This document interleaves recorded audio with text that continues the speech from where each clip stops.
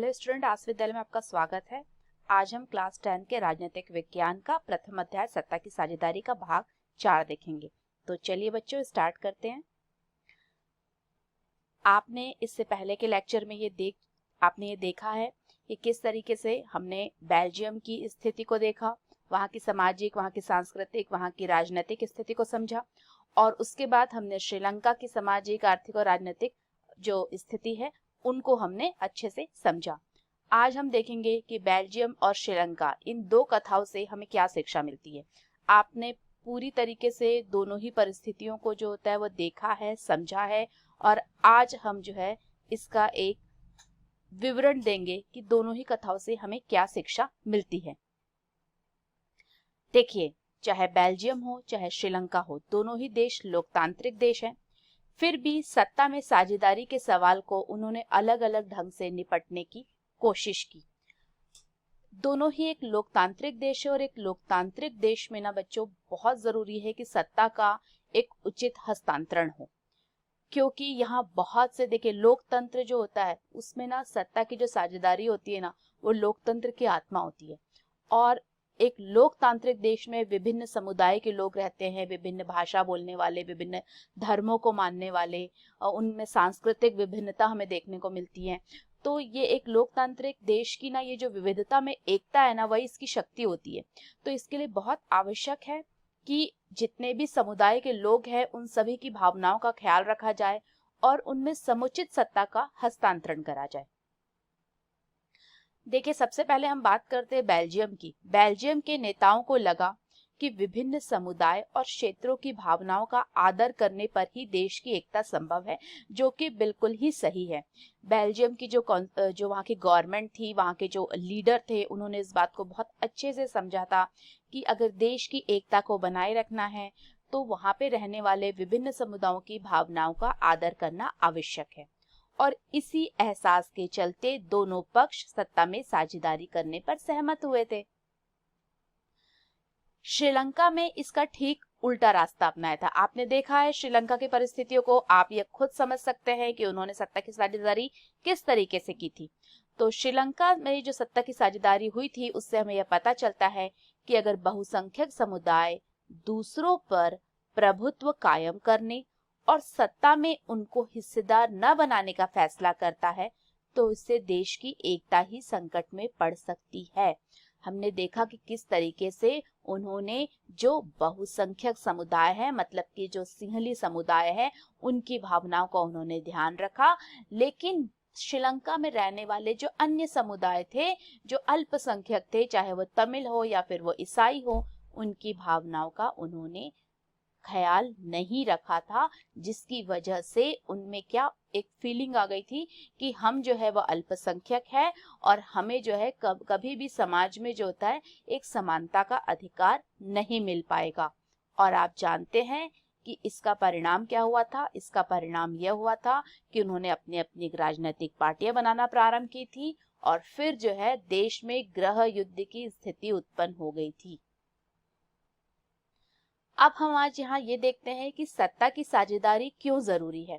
देखिए, हम जब से सत्ता की एक साझेदारी, जो हमारा जो चैप्टर है, जो उसका नाम ही है सत्ता की साझेदारी, तो हम जब से ये बात कर रहे हैं कि सत्ता की साझेदारी करनी चाहिए, अच्छी साझेदारी होनी चाहिए, तो आज हम ये देखेंगे कि सत्ता की साझेदारी क्यों जरूरी है। क्या एक देश को, एक लोकतांत्रिक देश को सत्ता की साझेदारी करनी चाहिए? हाँ, करनी चाहिए, लेकिन क्यों? आज हम इन चीजों को देखेंगे। इस प्रकार सत्ता के बंटवारे के पक्ष में दो तरीके के तर्क दिए जा सकते हैं। देखिए, सत्ता की जो साझेदारी है उसके पक्ष में जो है दो तरीके के तर्क दिए जाते हैं। दोनों ही इसके पक्ष में है, लेकिन दोनों ही तर्क में थोड़ी सी जो होता है वो असमानता है। पहला जो तर्क है वो ये है कि सत्ता का बंटवारा ठीक है, क्योंकि इससे विभिन्न सामाजिक समूहों के बीच टकराव का अंदेशा कम हो जाता है। देखिए बच्चों, अब तो मुझे लग रहा है कि आप खुद ही जो है इसको बहुत अच्छे से इसका विश्लेषण कर सकते हैं और इस बात को समझ सकते हैं। हर एक लाइन जो है, जो एक लिखा हुआ है आपके बुक में, वो आप खुद उसको एनालिसिस करिए और इसको पढ़िए बच्चे। तो इसमें क्या लिखा है कि देखिए, सत्ता का बंटवारा ठीक है क्योंकि इससे विभिन्न सामाजिक समूहों के बीच टकराव का अंदेशा कम हो जाता है। वाकई में अगर सत्ता का एक उचित बंटवारा होता है तो इससे क्या होगा कि जो विभिन्न समुदाय के जो लोग हैं उनमें ये फीलिंग नहीं आएगी कि हमें ज्यादा अधिकार मिला है, हमें कम अधिकार मिला है। तो इस तरीके से इससे टकराव की स्थिति उत्पन्न होने की आशंका कम हो रही है। चूंकि सामाजिक टकराव आगे बढ़कर अक्सर हिंसा और राजनीतिक अस्थिरता का रूप ले लेते हैं, इसीलिए सत्ता में हिस्सा दे देना राजनीतिक व्यवस्था के स्थायित्व के लिए अच्छा है। देखिए, किसी भी देश के लिए एक राजनीतिक जो व्यवस्था होती है उसमें स्थायित्व बहुत आवश्यक होता है, क्योंकि जब आपकी पॉलिटिकल स्टेबिलिटी किसी देश में होगी ना, तभी हम जो है आगे चल के जब एक राजनीतिक स्थिरता आएगी तभी हम जो है वहां पे उस देश की प्रगति के लिए जो है वह कार्य कर सकते हैं। वहां पे उद्योग धंधे स्थापित होंगे, वहां का शासन अच्छे से चलेगा। तो जब देश में शांति व्यवस्था स्थापित होगी तभी हम जो होता है अपने देश की प्रगति की ओर ले जाने का कार्य कर सकते हैं। लेकिन अगर हम देखते हैं, देखिए आप इतिहास को भी उठाकर देखिए कि अगर बहुत से लोग जो अपनी राजनीतिक व्यवस्था जिनमें अस्थिरता थी, जिनमें स्थायित्व नहीं था, तो वो कभी भी जो होता है अपने समाज के लिए, उन्होंने अपने देश के लिए जो होता है कोई बहुत बड़ा कार्य नहीं कर पाए, क्योंकि उनका पूरा समय कहाँ गया, अपने राजनीतिक स्थिति जो होता है व्यवस्था को जो होता है उसमें स्थायित्व प्रदान करने में ही चला गया। तो एक राष्ट्र के लिए बहुत जरूरी है कि उनमें राजनीतिक स्थायित्व रहे ताकि वो अपने देश की प्रगति कर सके।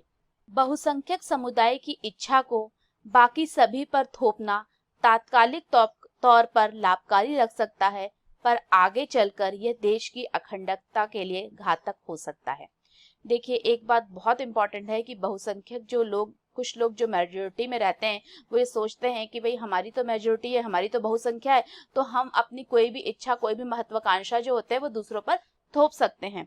तो ये उनको शुरू में तो ये लगता है क्योंकि वो पावर में है, उनकी मेजोरिटी है, तो उनको ये लगता है कि हम कोई भी कानून लाना हो या कोई भी डिसीजन उनको करवाना हो, तो उनको लगता है कि शायद वो अपनी महत्वाकांक्षाओं को आराम से जो अल्पसंख्यक है उन पर जो होता है वह लाद सकते हैं।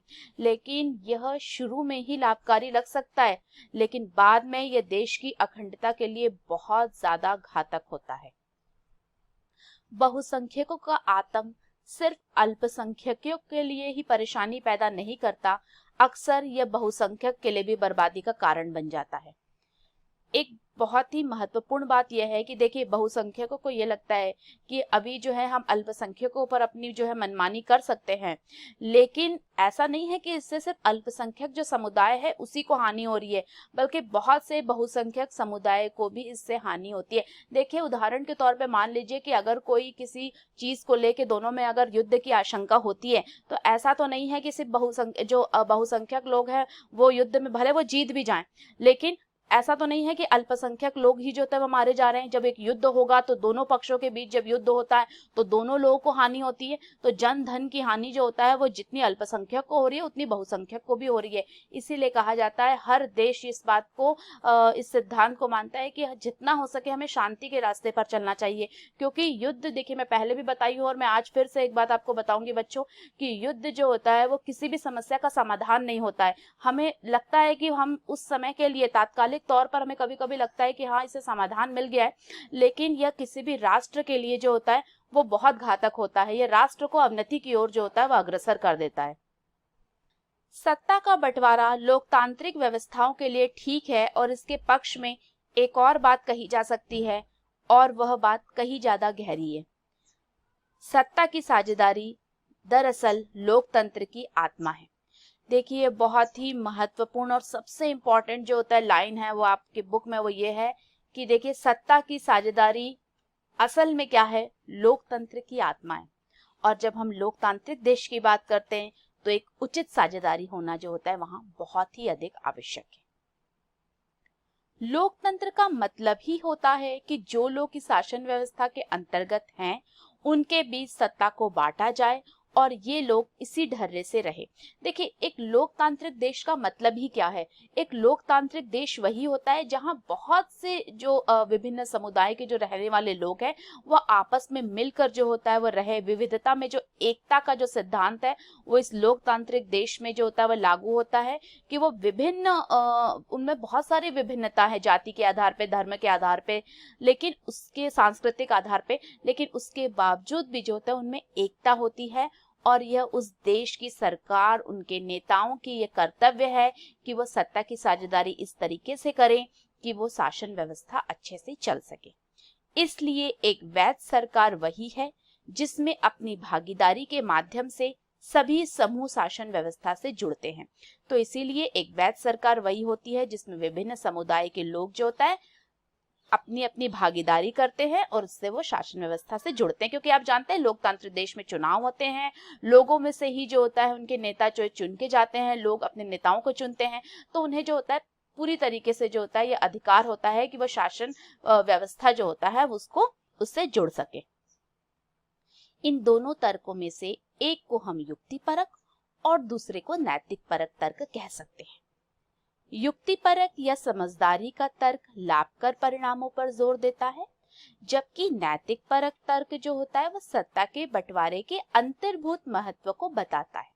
देखिए, युक्तिपरक या समझदारी का जो तर्क होता है वह लाभ हानि विचार विमर्श करके लिया गया निर्णय होता है, जो आप अपनी युक्ति के आधार पर लेते हैं। तो ये युक्तिपरक तर्क भी जो होता है वो यही कह रहा है कि हाँ, अगर हम लाभ हानि और सब परिणामों को देखें, अच्छे बुरे परिणामों को देखें, तो ये आवश्यक है कि सत्ता की एक उचित साझेदारी होनी चाहिए।